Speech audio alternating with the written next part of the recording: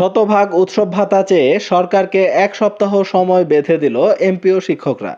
বিস্তারিত দেখুন রিপোর্টে।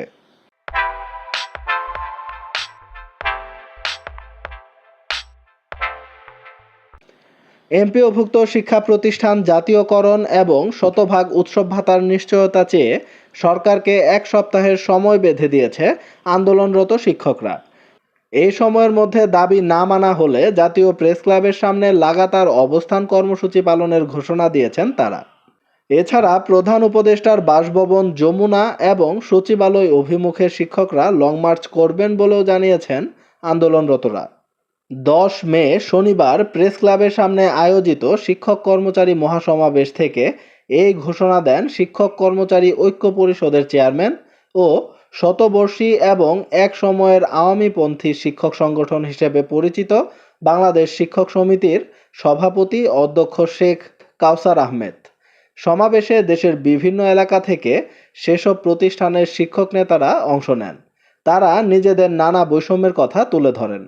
শিক্ষাক্ষেত্রে সরকারি বেসরকারি বৈষম্য দূরীকরণের লক্ষ্যে আসন্ন ঈদ উল আজহার পূর্বেই পূর্ণাঙ্গ উৎসব ভাতা, বাড়ি ভাড়া ও চিকিৎসা ভাতা প্রদান সহ শিক্ষা ব্যবস্থা জাতীয়করণের দাবিতে দেশের এমপিওভুক্ত শিক্ষা প্রতিষ্ঠানের শিক্ষক কর্মচারীদের বিভিন্ন সংগঠনের সমন্বয়ে গঠিত শিক্ষক কর্মচারী ঐক্য পরিষদ এই সমাবেশের আয়োজন করে। এ সময় শেখ কাউসার আহমেদ বলেন, আমি 25% উৎসব ভাতা চাই না, আমরা কোনো পার্সেন্টেজই চাই না। ঈদ উল আজহার আগেই 25% ভাতার পরিবর্তন করে অনতিবিলম্বে 17 মে এর আগেই শতভাগ উৎসব ভাতার ঘোষণা দিতে হবে। সরকারি শিক্ষক ও কর্মচারীদের মতো বাড়ি ভাড়া এবং পূর্ণাঙ্গ চিকিৎসা ভাতা প্রদান করতে হবে। প্রধান উপদেষ্টা ও শিক্ষা উপদেষ্টাকে উদ্দেশ্য করে তিনি বলেন, অগ্রাধিকার ভিত্তিতে প্রথমে মাধ্যমিক শিক্ষাকে জাতীয়করণ করতে হবে। দয়া করে সকল বৈষম্য ঘোচানোর লক্ষ্যে শিক্ষা ব্যবস্থা জাতীয়করণের ঘোষণা দিন। আর্থিক প্রাপ্তির ক্ষেত্রে সকল বৈষম্য গুছিয়ে প্রজ্ঞাপন জারি করুন। তিনি বলেন, অন্যথায় 17 মে থেকে বাংলাদেশের সকল শিক্ষক কর্মচারী এই রাজপথে অবস্থান করে লাগাতার অবস্থান কর্মসূচি পালন করবে। যতদিন পর্যন্ত শিক্ষা ব্যবস্থার জাতীয়করণ ও 100% উৎসব ভাতার ঘোষণা না আসবে, পূর্ণাঙ্গ বাড়ি ভাড়া ও চিকিৎসা ভাতার ঘোষণা না আসবে, ততক্ষণ পর্যন্ত এই রাজপথ থেকে কেউ ফিরে যাব না।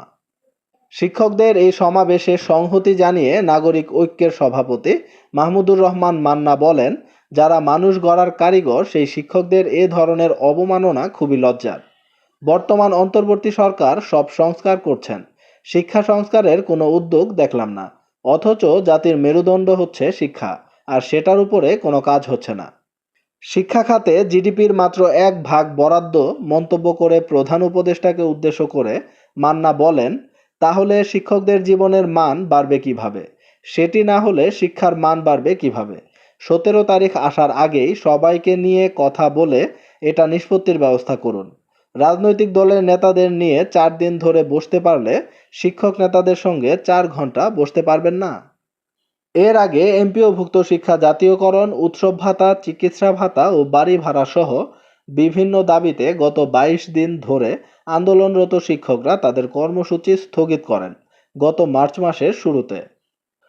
শতভাগ উৎসব ভাতা চেয়ে সরকারকে এক সপ্তাহ সময় বেঁধে দিয়েছে এমপিওভুক্ত শিক্ষকরা।